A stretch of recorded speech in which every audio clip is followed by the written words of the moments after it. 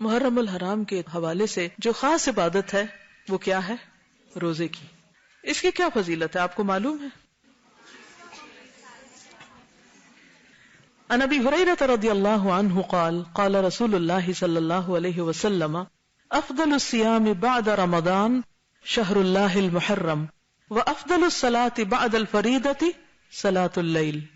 حضرت ابو ہریرہ سے روایت ہے کہ رسول اللہ صلی اللہ علیہ وسلم نے فرمایا رمضان کے بعد افضل روزے شہر اللہ المحرم کے ہیں، اور فرض نماز کے بعد افضل نماز رات کی نماز ہے.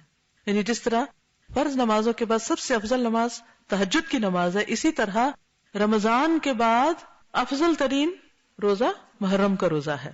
عن ابی ہریرہ قال جاء رجل الى النبي صلی اللہ علیہ وسلم فقال ای صیام افضل بعد شہر رمضان قال شہر اللہ الذی تدعونہ المحرم. ابو ہریرہ سے روایت ہے کہ ایک آدمی نے نبی صلی اللہ علیہ وسلم کی خدمت میں حاضر ہو کر کہا ماہ رمضان کے بعد کون سے روزے افضل ہیں؟ آپ نے فرمایا اللہ کے اس مہینے کے جسے تم لوگ محرم کہتے ہو. حضرت ابن عباس سے عاشورہ کے روزے کے بارے میں پوچھا گیا، یعنی خاص طور پر 10ویں محرم کا روزہ جو ہے.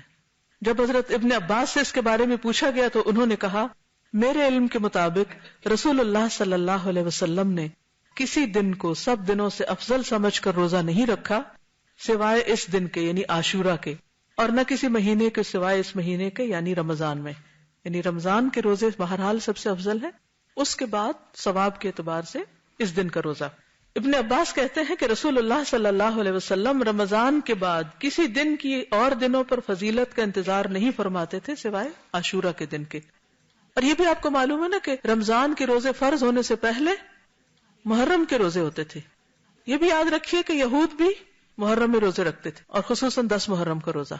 اور اسی طرح دور جاہلیت میں قریش بھی محرم کو روزہ رکھا کرتے تھے. اور عاشورہ کا روزہ اتنا اہم ہے، یعنی 10ویں محرم کا، اور اس کا تعلق بھی واقع کربلا سے نہیں ہے، یہ اس سے پہلے کا روزہ ہے کہ بچوں کو بھی روزہ رکھواتے تھے. ربیہ بنت معوذ کہتی ہیں کہ رسول اللہ صلی اللہ علیہ وسلم نے عاشورہ کی صبح کو انصار کے محلوں میں کہلا بھیجا کہ جس نے صبح کھا پی لیا ہو وہ دن کا باقی حصہ روزے کی طرح پورا کرے، اور جس نے کچھ کھایا پیا نہ ہو وہ روزے سے رہے. وہ کہتی ہیں کہ پھر بعد میں بھی اس دن روزہ رکھتے اور اپنے بچوں کو بھی رکھواتے. انہیں ہم اون کے کھلونے دے کر بہلاتے، جیسے گڑیا وغیرہ ہوتے ہیں نا، ہم کپڑے کے بناتے ہیں، تو وہ اون کے کچھ کھلونے وغیرہ بنا کے وہ بچوں کو دیتے کہ اس سے کھیلیں، اور ان کو بہلائے رکھتے. جب کوئی کھانے کے لیے روتا تو وہی دیتے یہاں تک کہ افطار کا وقت آ جاتا. اب یہ رونے والے بچوں کا روزہ ہے. کون سی عمر کے بچے ہو سکتے ہیں؟ بہت چھوٹے بچے. تو اب آپ دیکھ لیجیے آپ کے گھر میں چھوٹے سے چھوٹا کون ہے اور وہ کیا کرے گا. ان کو کس سے بہلانا ہے؟ آپ نے کوئی کھلونے وغیرہ رکھے ہوئے کہ نہیں، یا بنا کے رکھے ہوئے نہیں. امام زہری رحمۃ اللہ علیہ حالت سفر میں بھی عاشورہ کا روزہ رکھتے. یعنی ہو سکتا ہے آپ میں سے بعض لوگ ٹریولنگ میں ہوں تو وہ بھی سن لیں. ان سے کہا گیا کہ آپ رمضان میں سفر کرتے ہیں تو روزہ نہیں رکھتے، تو انہوں نے کہا بے شک اللہ تعالیٰ رمضان کے بارے میں فرماتے ہیں کہ اس کی گنتی دوسرے دنوں کی گنتی سے پوری کر لو، جبکہ عاشورہ کے بارے میں ایسا نہیں فرمایا کہ یہ روزہ تم کسی اور دن رکھ سکتے ہو، اس لیے اس دن رکھتا ہوں.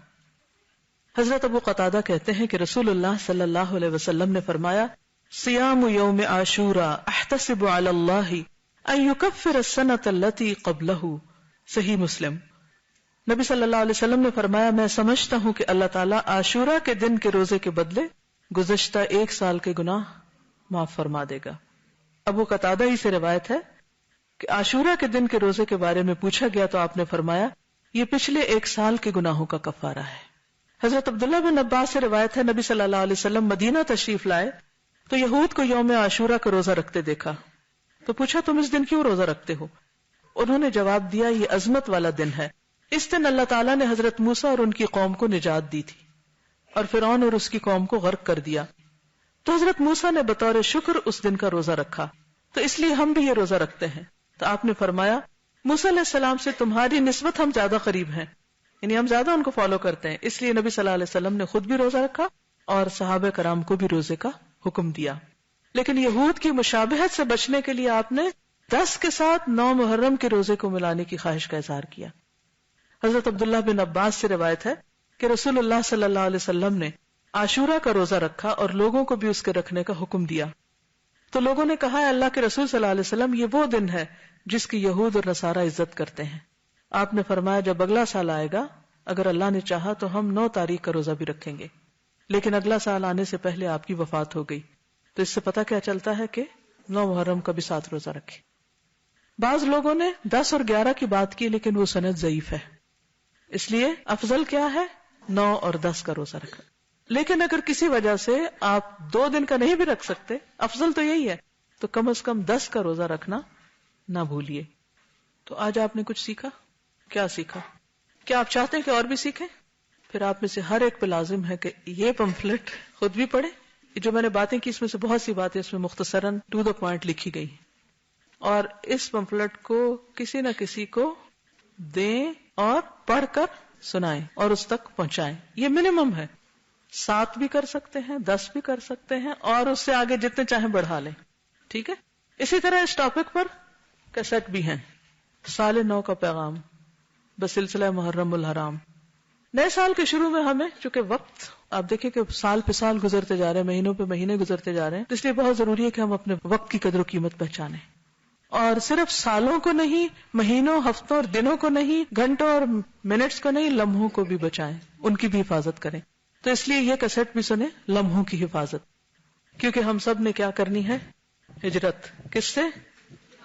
اپنی بری عادتوں سے، گناہوں سے، سستی سے اور دنیا کی محبت سے. صرف جسمانی ہجرت نہیں، مائگریشن آف ہارٹ بھی ضروری ہے. ٹھیک ہے. دل بدلے گا تو زندگی بدلے گی.